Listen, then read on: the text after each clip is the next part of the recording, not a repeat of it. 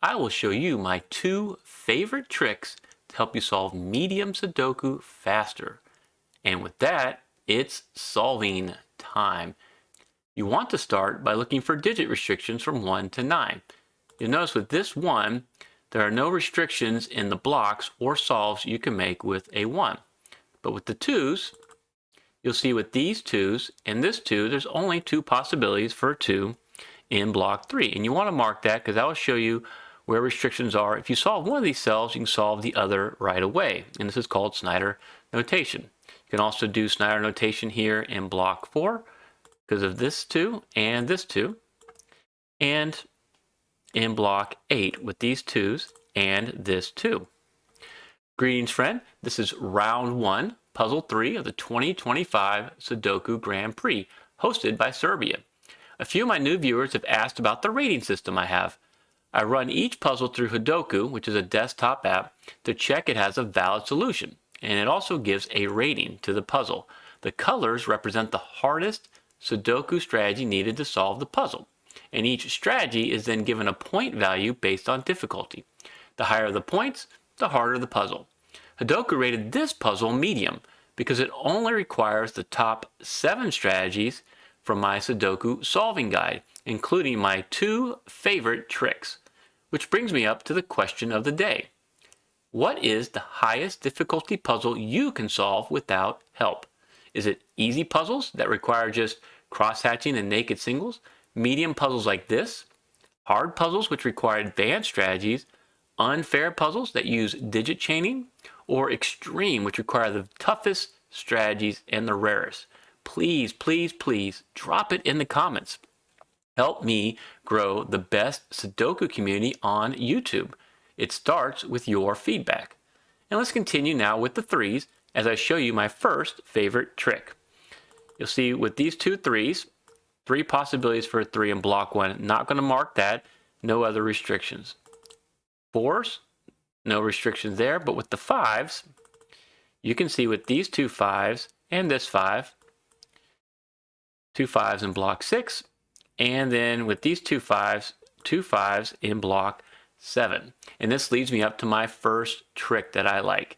And I call it a trick because it's a strategy that will help you through the tricky parts of a solve. And you'll get to use this over and over again in medium puzzles like this. Let's look at the 6's. You might notice with this 6 coming down, column 2, and this 6 cutting across row 7, there's only 2 places for a 6 in block 7. Since they're in the same row, these 6's act as a pointing pair. And what that means is the 6's have to be in block 7 somewhere. They're restricted to this row. So you cannot put a 6 anywhere else along this row. If you put a 6 here, here, or here, then you'd have no place to put a 6 in block 7. So this is my first trick that'll help you through these tricky puzzles, pointing pairs. And we're going to use quite a few of them in this puzzle. Because what it does right now is in block 9, you can't put a 6 here because of that 6, or any of these cells because of this pointing pair of 6's. So you got the 6's restricted to these 2 cells in block 9. And then after that, we don't see any other restrictions with the 6's. You can move on to the 7's. Because what it does is with these 2 7's, you can solve for a 7 right here. And then with these 2 7's and this 7, you can solve for a 7 in block 7. And then with these 2 7's and this 7, 2 places for a 7 in block 1. And with these 7's and this 7, 2 places in block 5. And those are all the restrictions with the 7's. How about the 8's? Nope, 3 places for an 8 here and here. We're not going to mark that. And let's look at the 9's now. What you'll see with these 2 9's, there's only one place to put a 9 in block 3. And you notice how the 2 went away? That means we displaced that Snyder mark. So you can solve this other cell right away for a 2. There's no other restrictions we can mark with the 9's. And so I will give you my solving tip. If you've made some solves going through the digits 1 through 9, go back through and see if there's any other easy solves to do before you look for something more advanced. Let's see how many more pointing pairs you can find until you get stuck. Let's start with the 3's. Notice how this 3 cuts down column 7. So there's only 2 places for a 3 in block 9. Because that 7's there, now you have a pointing pair of 3's here in block 9. And so 3's can't be here anymore. It cannot be here because of this 3. You can mark Snyder 3's, or 2 places for a 3 in block 6. How about the 4's? You might notice that the 4 does the same thing. It comes down here. It's restricted to the same 2 cells as the 3's. This is why I like using this notation. And since the 3 and 4 have to be somewhere in block 9, and they're restricted to the same 2 cells, those are the only 2 digits that can be there. This forms a hidden pair, 3 and 4. And what's nice about this hidden pair is it acts as a pointing pair as well. And so you'll notice there's a 6 marked here. Well, you can't put a 6 there, or you run out of places to put a 3 and a 4 in block 9. So you can displace that 6, solve the cell for a 6. And you're not done. Look at this 4. With this 4 and the 4 right here, now you can solve for 4 in block 3. You see how helpful those pointing pairs are? Let's clean up these marks a little bit, remove the color, and we'll continue on with our solving. You might see that with this 5 cutting across now, you can solve this cell for a 5, which leaves you with a 1-6 naked pair. And it's worth marking naked pairs because they act as pointing pairs, and they help you solve these cells quicker when you're able to solve one of the 2 cells. Okay, now after doing the 1-6 naked pair, I'll give you a tip. Where do you want to look next? And my tip for you is to look for the heavy houses. The heavy house is a row, column, or block that has 5 or more digits filled out, because that's where the greatest restriction is going to be, and you're going to find your solves.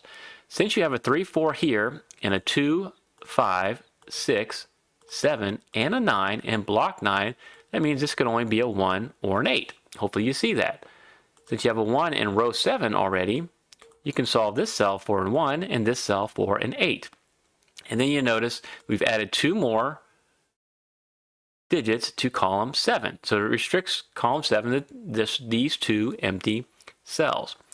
And this is a neat little tip here. If you ever notice Snyder notation in one of the 2 cells, you know you can solve that right away for that digit, right? Because this has already been cleared of a 5. And sure enough, there's a 5 right there. So you know you can solve that for a 5, and then this is going to be your 2. And so we can remove that Snyder mark, and we focus and we solve at another heavy house. And we're using these pointing pairs until you get stuck, and you're going to need the second trick that I like, or the second strategy that will help you get out of those tricky situations. So let's look at the 6 here. The 6 cuts across, only 2 places for a 6 in block 6, and they're in the same row. It's a pointing pair. 6's cannot be here anymore. And so you can restrict the 6's to these 2 cells in block 5. And after doing that, then let's look at the 2's, because we have the 2 right there. That displaces that Snyder 2, and now you can solve this cell for a 2. And then with these 2's, only 2 places for a 2 in block 5. So we're trying to eliminate the marks, but you're also going to add marks to find the restrictions, and hopefully as you solve, you can remove those markings and get through this puzzle even quicker. And now after doing these 2's in block 5, I'm going to tell you, look at the row, column, and block impact. That's something else, another solving tip for you. So we added a 2 right here. You want to look at the effect on the row, the column, and the block. Well, you might notice now with the 9's, because of this 9 cutting up column 1, and this 9 cutting across, there's now only 2 places for a 9 in block 4. Since they're in the same column, they act as a pointing pair of 9's. Great. And then with this 9, and this 9 cutting across, now you can solve this cell for a 9. It's the only place it goes in block 1. And then you might notice that the 9's are restricted to these 2 cells in block 2. And let's look across another heavy house. Row, column, and block impact.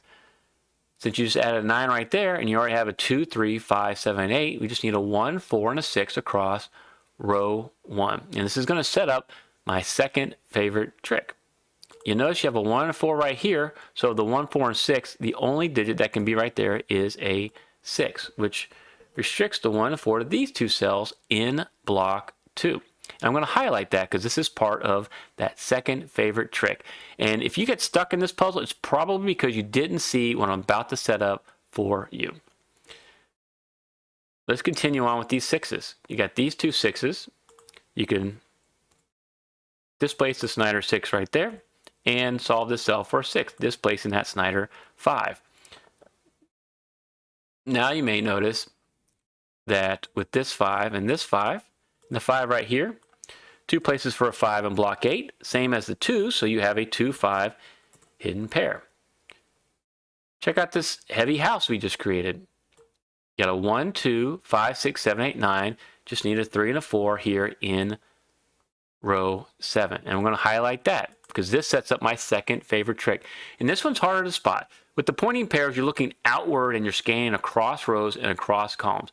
With this trick, you actually have to look within the blocks to get the solves. You might notice that there's a 1, 4 here, and there's a 3, 4 right there. So a 4's got to be either here or here. And if a 4 is here, that forces a 4 right here, right? And if a 4 is there, it forces a 4 right there. So these 4s have to be here and here, or here and here, in columns 5 and 6.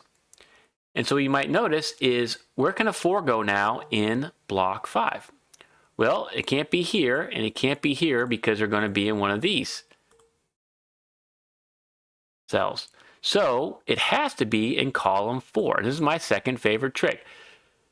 Whenever you have this situation, you know that a 4's got to be in one of these cells. If there's 3 open cells, that would be a claiming triple. If there's 2, it's going to be a claiming pair. And if there's only 1 open cell, that'd be a claiming single or a hidden single. So where does the 4 go? Well, it can't be here because there's an 8 right there. And it can't be here because of this 4. So you can actually solve this cell now for a 4. And that's pretty tricky to spot. But by using these cells, you can do it. And this 3, 4 naked pair actually acts as a claiming pair within block 8 as well. And this 1, 4 acts as a claiming pair within block 2. And so the claiming pair, my second favorite trick, gets me out of a lot of tricky situations with Sudoku. I got a bonus trick for you as we move along, but let's see how far you can get now after finding that 4. Because with this 4, you displace that Snyder 7. Nice. And then let's remove these colors. You'll see what else can we do. With this 4 and this 4 and a 4 right here, you can solve for a 4 in block 4. And with these two 4s, you can solve for a 4 in block 7. And you can disambiguate the 3, 4 in block 9. Nice. And now with this 3, you can disambiguate the 3 and the 8 here in block 7. Great. And now you see with these two 8s and this 8, you can solve for an 8 right here, which leaves a full house, only 1 digit remaining. I don't see a 1, so that's now got to be a 1. And then with these two 8s, you can solve for an 8 right there. And we're just making a lot of great progress as we solve this puzzle. And so now let's look, I call my bonus trick, my neat naked triple trick. Look across row 3. We can solve 3 cells very easily.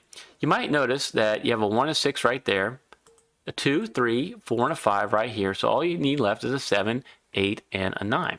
Well, the 8 covers these 2 cells. And then a 7 also looks at that cell. You can solve all 3. Because now this has to be your 9. The only place the 8 is going to go is right there. And this is going to be your 7. Awesome. And now, since we displaced a Snyder 7, you can solve that cell for a 7. And then you just need a 1 and a 3 right here. Because of this 3. That's going to be your 3. And that's going to be your 1. And you look across here. We just need 2 more cells filled out. I don't see a 5 or a 6. You got the 6 right here. So here's your 6, and here's your 5. And you're now looking, this is part of my favorite part of the puzzle. You're looking to remove as many marks as possible to continue these solves. So look, with this 5, you can solve this for a 2, solve this for a 5. And that only leaves a 9 in row 8. Nice. And then look across row 6. Got a heavy house, a 2, 4, 5, 7, 8, 9. You just need a 1, 3, and a 6. Well, 3 and a 6 look at this cell. And then the 6 looks at this cell. You can solve all 3. So this has to be your 1. The only place the 6 can go is right there, and that's going to be your 3.